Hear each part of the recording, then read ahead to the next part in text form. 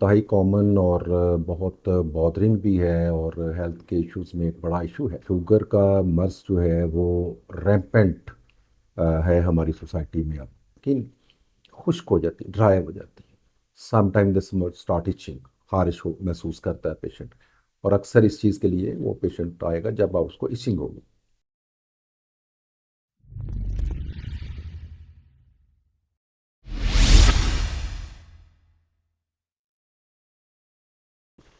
बिस्मिल्लाहिर्रहमानिर्रहीम। नामदो व नसल्ली अला रसूलिल करीम। मैं डॉक्टर हारून रशीद हूँ। मैं स्किन स्पेशलिस्ट हूँ और एक एस्थेटिक फिजिशियन।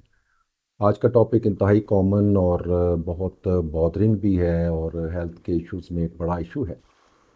क्योंकि डायबिटीज़, शुगर का मर्ज जो है वो रैम्पेंट है हमारी सोसाइटी में अब।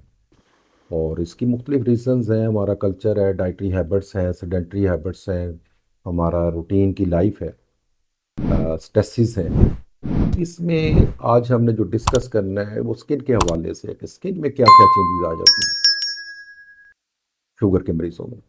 तो सबसे पहले जो बहुत ही कॉमन चीज़ हमारे क्लिनिक्स पे प्रेजेंट करते हैं वो शुगर में आपके पेशेंट को जो स्किन खुश्क हो जाती है, ड्राई हो जाती है।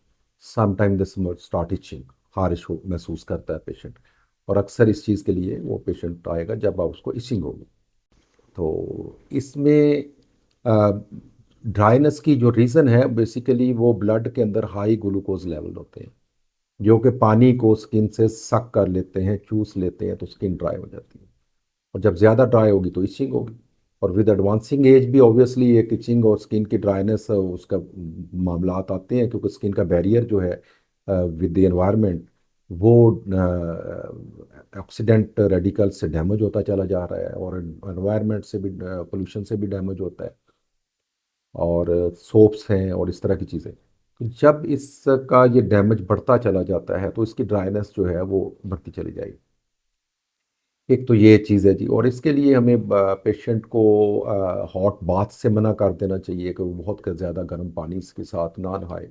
जस्ट ल्यूक वार्म वाटर, जिसमें आप हाथ रखें तो आपको पता चले कि मामूली सा वो गर्म है, ये पानी इस्तेमाल करना चाहिए नहाने के लिए। और बहुत ज़्यादा नहाने से भी मना कर देना चाहिए। और सोप जो है वो ज़्यादा, आमतौर पे हम अगर देखते हैं तो ज़्यादा ऐसे सोप जिसमें क्रीम का लेवल ज़्यादा होता है, लाइक डव है, तो इसमें वो आप सोप ज़्यादा उस टाइप के इस्तेमाल करें।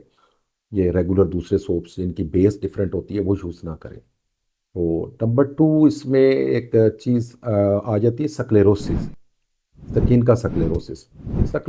सक्लेरोसिस में स्किन जो है वो थिक हो जाती है और सख्त हो जाती है। ये पर्टिकुलरली हाथों में और पाँव में पेश आता है, और बाकी लेग्स में और बाजुओं में भी जा सकती है, और बोनी प्रोमिनेंसेस के ऊपर। लेकिन यहाँ पे ये ज़्यादा कॉमनली देखी जा सकती है। इसके स्किन थोड़ा टाइट हो गई है, मूवमेंट्स इवन समटाइम डिफ़िकल्ट हो जाती है। तो एक ये बड़ा बॉदरिंग सिम्टम होती है सम पेशेंट्स में कि वो सक्लेरोसिस स्किन की हो गई है, थिक हो गई है। वैक्सी सी अपीयरेंस हो सकती है। और इसमें एक दूसरा मसला जो है वो एक रेयरली कम पेश आता है, लेकिन आता ज़रूर है बहुत सारे केसेस के अंदर। वो जेंथोमास है, इरप्टिव जेंथोमास।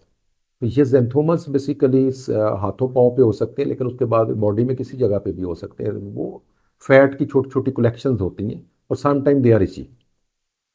तो इनको हैंडल करने के लिए भी हमें लिपिड प्रोफाइल जो है वो फास्टिंग में करवानी चाहिए पेशेंट की, कि उसकी चिकनाई के लेवल्स क्या हैं, ट्राइग्लिसराइड लेवल्स क्या हैं, कोलेस्ट्रॉल लेवल क्या है। उसको अकॉर्डिंगली मैनेज करना चाहिए। अगर वो रेज हैं तो उसके लिए मेडिसिन है स्पेसिफिक, जो कि आपके डर्माटोलॉजिस्ट आपको प्रेस्क्राइब कर सकते हैं। जेंथोमास को ज़्यादा बॉदरिंग अगर हो, किसी जगह पे बहुत प्रोमिनेंट हो और आपकी वो डेली रूटीन में अगर प्रॉब्लम कर रहा है, तो उसको रिमूव, एक्सरसाइज करवाया जा सकता है, रिमूव भी करवाया जा सकता है। एक और इशू जो है वो बुल्लोसिस डायबिटिकोरम कहते हैं। उसमें छोटे बुल्लास बनते हैं। बुल्लास क्या है? छाले, आम जुबान में हम छाले कह सकते हैं। वो फ्यू मिलीमीटर से लेकर के तो चंद सेंटीमीटर तक के भी हो सकते हैं। तो इनका जो केयर करनी है उस पे अगेन शुगर लेवल्स को आपने कंट्रोल करना है, और वहाँ पे उनकी स्किन केयर करनी चाहिए ताकि वहाँ पे सेकेंडरी इन्फेक्शन बैक्टीरियल डेवलप ना हो। अदरवाइज ये खुद ही बैठ जाते हैं, चंद दिन या चंद हफ्ते लेते थे, ये बुल्लास जो है वो आमतौर पे खुद ही बाद में सेटल डाउन हो जाते हैं। अब आते हैं जी बैक्टीरियल इन्फेक्शंस बड़ी कॉमन होती हैं हमारे डर्मेटोलॉजी में। जब पेशेंट प्रेजेंट करते हैं डायबिटिक्स, तो उसमें फॉलिकुलाइटिस हो सकता है कि वो जो बाल हैं उनकी जड़ में इन्फेक्शन हो गई है, या जो डीप डाउन इन्फेक्शन होती हैं स्किन की निचली तह तक जाती हैं, लाइक जिसको हम गढ़ कहते हैं, वो कॉर्बेंकल्स बन जाती हैं, या बॉयल्स है जिसको हम उर्फ आम में हम फोड़ा भी कह सकते हैं। तो ये बैक्टीरियल इन्फेक्शन जो हैं they are also very common. इसके लिए कॉमनली एक स्टेफोरियस नाम का बैक्टीरिया है, उसका ज़्यादा रोल होता है। तो यहाँ पे हम अच्छे एंटीबायोटिक्स हैं बहुत सारे मार्केट में, जो कि आपका रेलेवेंट कंसल्टेंट आपको प्रेस्क्राइब कर सकता है। तो उसका एक कोर्स लेना चाहिए, लाइक 7 to 10 डेज। अगर बहुत ज़्यादा पुरानी इन्फेक्शन नहीं है तो इतना सफिशेंट होता है, लेकिन अगर पुरानी है तो फिर उसको मे बी 2 to 4 वीक्स के लिए भी सम टाइम आपको देना पड़ जाए।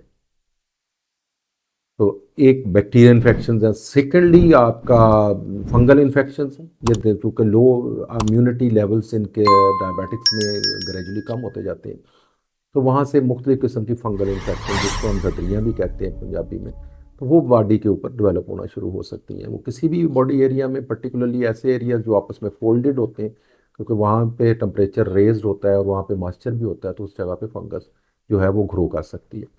इसके लिए भी आपका डर्माटोलॉजिस्ट से आप जब कंसल्ट करेंगे तो वो एंटी फंगल ओरल मेडिसिन अगर मुनासिब समझेगा तो वो भी देगा, और लगाने टॉपिकल जो है मेडिसिन होती हैं एंटी फंगल वो भी प्रेस्क्राइब कर देगा। बहुत ज़्यादा इचिंग है तो उसके लिए एंटाहिस्टामीन जो है वो आपको प्रेस्क्राइब कर दी जाती है।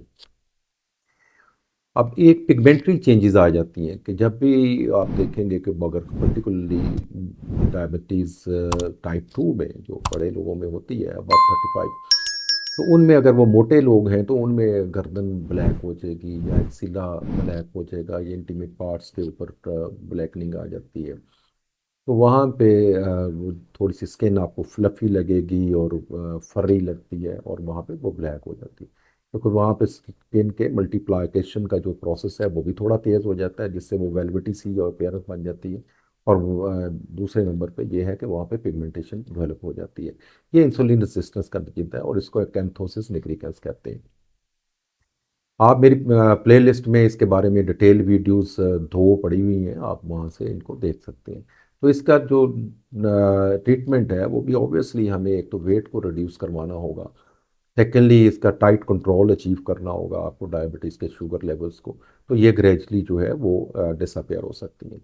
से इसके लिए एक जुज़वी तौर पे एक ट्रीटमेंट, और थोड़े वक्त के लिए जो हम करते हैं इम्प्रूवमेंट के लिए, वो आमतौर पे ऐसे light steroid with salicylic acid 1.5 to 2% तक जो सैलिसिलिक एसिड होते हैं, और उसके ये कॉम्बिनेशन में हम दे देते हैं। नाइट एप्लीकेशन यूजली होती हैं, तो इनको हम गर्दन पे लगवा सकते हैं, और बहुत ही हल्का अगर वो स्टीराइड है तो फिर हम एक्सिला या इंटीमेट पार्ट्स के लिए कर सकते हैं। लेकिन जनरली हम शुगर को कंट्रोल करना, वेट को लूज़ करना, और फिर इसको थर्ड ऑप्शन के लिए यूज़ करते हैं। तो ये भी एक बहुत इंपॉर्टेंट चेंज है। उसके बाद एक नर्व चेंजेस आ जाती हैं, जिसमें स्किन में या तो पैरास्थीसिया डेवलप हो जाता है, या पे अल्टर्ड सेंसेशंस होती हैं। आपको कुछ चीज़ चुभ नहीं रही, आप फील कर रहे हैं कि इस एरिया में कुछ चीज़ चुभ रही है, या लाइक क्रीपिंग ऑफ इंसेक्ट है कि आपको कीड़ा चल रहा है, जो इस तरह की सेंसेशन, या कोई बर्निंग सेंसेशन आ जाती है, जैसे हॉट हो, आग की सेंसेशन, कि वो एरिया बहुत हॉट हो गया। वहाँ पे नॉर्मल लुकिंग होता है, वहाँ पे और कोई चीज़ नहीं डेवलप हुई होती, लेकिन स्वाय ये कि वहाँ पे नर्व को इनिशियल एक डैमेज होना शुरू हो जाए, जिसके लिए आमतौर पे मैथिकोबाल के इंजेक्शंस या मैथिकोबाल की टैबलेट्स जो है वो दी जाती हैं। और जनरली भी इन पेशेंट्स को, डायबिटिक्स को चाहिए ये मैथिकोबाल की टैबलेट को एक टैबलेट लेना रूटीन बनाएं अपना, ताकि उनकी जो न्यूरोपैथी है वो डेवलप ना हो।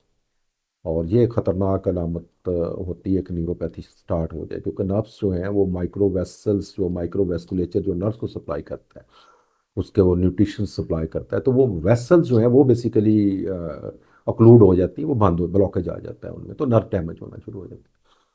और अगर एडवांस केसेस हैं तो नर्व में एनेस्थीसिया हो सकता है, कि नर्व अगर मुकम्मल तौर पे वहाँ पे उसकी ब्रांचेस डैमेज हो जाए तो वहाँ पे बिल्कुल ही वहाँ पे कोई हिस्स नहीं होगी। अगर उस पेशेंट को कहीं नियर बाई खुदा न खास्ता कोई आग पड़ी हुई, तो इवन वो महसूस नहीं होगी कि यहाँ पे आग पड़ी हुई है, और some time they get burned, वो वहाँ से बर्न भी उनको हो जाता है। या शू उनको एक जगह पे टाइट है और वहाँ पे शू उनकी स्किन को डैमेज कर रहा है, तो वो लोग जो हैं, जो नर्व डैमेज मुकम्मल हो चुकी है, वो इसका एहसास नहीं कर पाते। तो जिससे वहाँ पे अल्सर्स बनने की नौबत आ जाती है, जो कि लॉन्ग स्टैंडिंग होते हैं और उनमें काफ़ी ज़्यादा मेडिकल केयर की ज़रूरत है। तो ये एक कॉमन कुछ प्रॉब्लम्स हैं जो कि हमें फेस करने पड़ते हैं। और इन नटशल ये कि शुगर की जो है वो लेवल्स को अच्छी तरीके से कंट्रोल करना, उनका लाइफस्टाइल को बेहतर करना, उनकी फूड और उनके फूड इनटेक को डायबिटीज़ के मुताबिक बेहतर करना, एक हद तक कीटो डाइट के ऊपर लेकर के जाएं जहाँ पे वो कीटो बर्नर हो जाए। तो ये चीज़ें मेंटेन करनी है। बाकी अकॉर्डिंगली जो भी चेंजेस आती हैं स्किन में, कि अगर वो डायबिटिक है तो साथ बैक्टीरियल इन्फेक्शन है, फंगल इन्फेक्शन है, नर्व चेंजेस है, या उनको वो बुलास बन रहे हैं, या वहाँ पे लाइक जेंथोमास बन रहे हैं, तो उनको अकॉर्डिंगली हम सेपरेटली ट्रीट करते हैं। लेकिन बेसिक रूट काज तो वहीं पे है और उसको ज़्यादा कंट्रोल अचीव करना मुनासिब होता है। Thank you very much for listening. और इसका सेकंड पार्ट जो है वो हम बनाएंगे डायबिटिक फुट के ऊपर, क्योंकि वो एक अलहदा से एक बहुत इम्पोर्टेंट और बहुत ही अहम पार्ट है हमारा डायबिटीज़ की केयर में और स्किन चेंजेस के हवाले से। तो उसको मैं इसको सेकंड पार्ट के तौर पे आपको मुश्किल करूँगा।